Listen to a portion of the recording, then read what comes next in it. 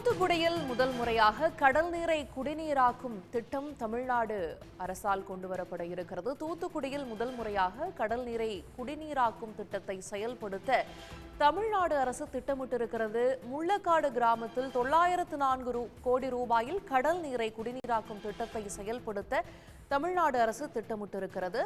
இது பற்றிய விவரங்களோடு செய்தியாளர் கண்ணன் இணைகிறார்.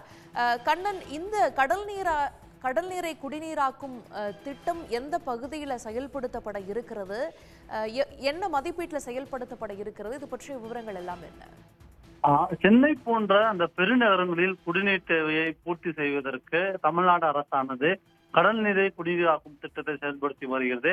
அதன்படி சென்னையில் 3 இடங்களில் கடல் நீரை குடிநீராக்கும் திட்டங்கள் செயல்படுத்தப்பட்டு வரும் நிலையில் தற்போது முதல் முறையாக சென்னை தவிர்த்து வேறு ஒரு மாவட்டத்தில் கடல் நீரை குடிநீராக்கும் திட்டத்தை செயல்படுத்த தமிழ்நாடு அரசானது முடிவு செய்துள்ளது.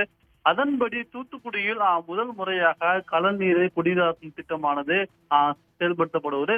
தூத்துக்குடி மாவட்டத்தில் முள்ளக்காடு கிராம பகுதியில் 904 கோடி ரூபாய் செலவில் கடல் நீரை குடிநீராக்கும் ஆலையானது அமைக்க உள்ளது.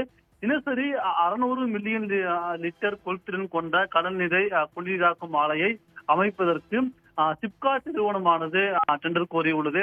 குறிப்பாக கூட வேண்டும் என்றால் அரசு தனியார் பங்களிப்பு என்ற முறையில் இந்த கடல் நீரை குடிநீராக்கும் திட்டமானது அமைப்புள்ளதாக சிப்காட் நிறுவன அதிகாரிகள் தெரிவித்துள்ளனர்.